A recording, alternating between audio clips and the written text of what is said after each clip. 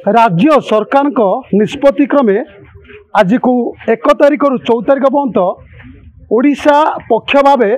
सारा राज्यर प्रशासनिक अधिकारी माने पालन करुछंती जार झलक मध्य बांकी रे देखा मिलछि। बांकी उपजिलापाल रहिछंती, बांकी जे निर्वाही अधिकारी रहिछंती, जेतेबेले ओडिया जो पक्ष पालन कराउछि केउठ ना कोन समस्त उत्साहित रहिछंती। सार आजिर दिन को आपनको स्वागत करूछु। जेतेबेले आज सरकार घोषणा करछंती जे जो 1 रु 14 पर्यंत ओडिया पक्ष पालन करा जिवो, आकु नै कि बांकी प्रशासन पक्ष कोन कोन सो कार्य हाथ बनि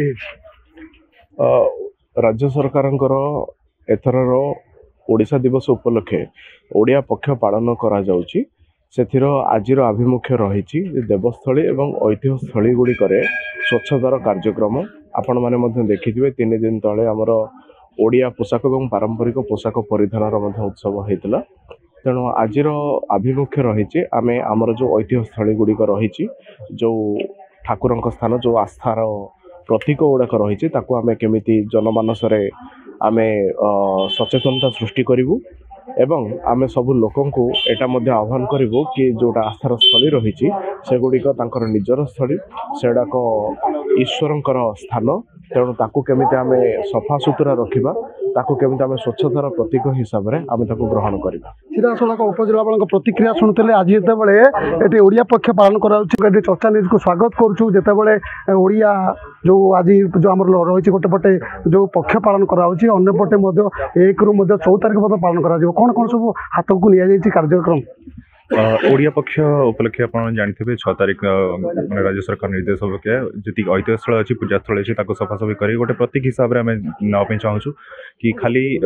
गोटे दिन नुह यहाँ जमी गोटे स्टार्ट हो गोटे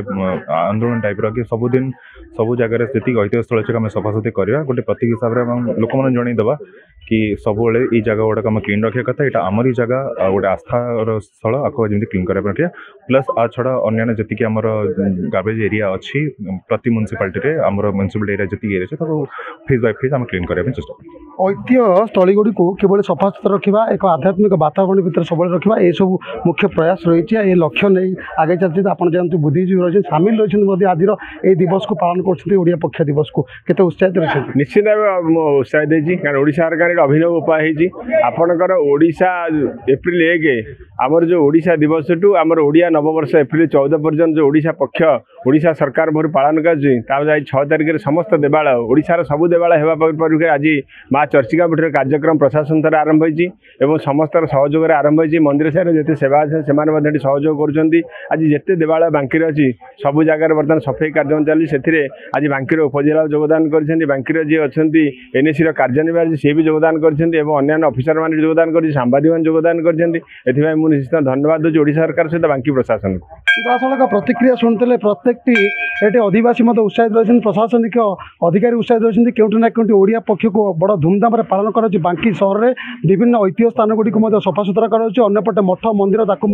सफा सुतरा कराऊँच केउठी ना केउठी गोटे मेसेज दिखाई ऐतिह्य संपन्न स्थान गुड़ी को प्रत्येक समय सफा सुतरा रखा निश्चिंत यार आध्यात्मिक प्रभाव प्रत्येक व्यक्ति पड़ो। कटक जिला बांकी माँ चर्चिका पीठ परिसर मनोज कुमार दलई, चर्चा न्यूज।